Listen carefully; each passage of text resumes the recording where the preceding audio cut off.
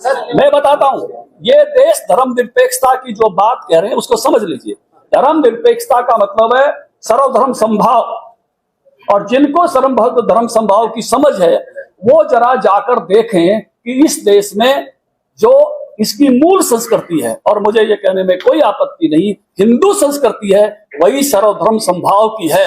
हिंदू संस्कृति ये घोषणा नहीं करती अपने तीर्थ में से, अपने मंदिर में से कि एक यही देवता है और इसी की पूजा करो, और इसको नहीं मानोगे तो काफिर हो, ये नहीं कहते। ये कहते हैं, हिंदू ऋषि ये कहता है किसी भी रास्ते से आओ तो मेरे तक आते हो। ये घोषणा, यही घोषणा जो है मैं कहूंगा सेकुलर है, और जो कहता है मेरे ही रास्ते से आओ वो सेकुलर नहीं है, वो कहीं ना कहीं अटकाती है कि मेरे ही रास्ता ठीक है, केवल मेरे ऋषि ने ये कहा मेरे रास्ते से आओ, वही किसी भी रास्ते से आ सकते हो, ये हिंदू ऋषि कहता है। और यही इस देश की मूल कल्चर है, मूल संस्कृति है। मेरा ऋषि कभी नहीं कहता कि ये किताब आखिरी है, रामायण और महाभारत। मेरा ऋषि कहता है आत्म दीपो भवै चरय वेति। कोई 1600 साल पुरानी, कोई 2500 साल पुरानी किसी किताब पर मेरा ऋषि ठहरने की नहीं कहता। लेकिन कर्नाटक में, और इसलिए अरे छोड़ो ना, कर्नाटक जीत गए, ठीक है, हो गया, जीत गए, ठीक है। कर्नाटक कोई बेंचमार्क नहीं है भैया, हो गया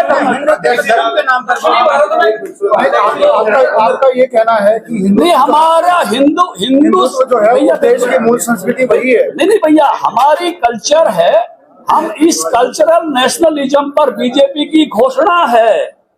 हम सांस्कृतिक राष्ट्रवाद को मानकर चलते हैं, यही हमारा राष्ट्रवाद है। और दुनिया के राष्ट्र, अगर आपको हम उस प्रकार का राष्ट्र नहीं मानते, हम ये मानते हैं कि देश अगर बना है इस कल्चर के कारण बना है, और इस कल्चर के कारण खड़ा हुआ है, इस कल्चर पर आधारित ये देश है। इस देश में आप देखेंगे कि रामेश्वरम भी है, केदारनाथ भी है, सोमनाथ भी है, शिव सागर भी है।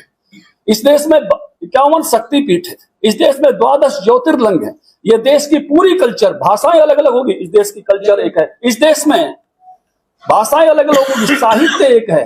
दक्षिण का ऋषि भी वही बोलता है, उत्तर का ऋषि भी वही बोलता है। सदगुरु और रामदेव के प्रवचन में फर्क नहीं मिलेगा आपको। ये सारा देश एक कल्चर से बंधा हुआ है। राम राम करके किसी भी राज्य में आप जा सकते हो, इसलिए राम हमारे आराध्य देव हैं। इसलिए जनवरी में राम के मंदिर का उद्घाटन हो रहा है, आप सबको आमंत्रित करता हूं।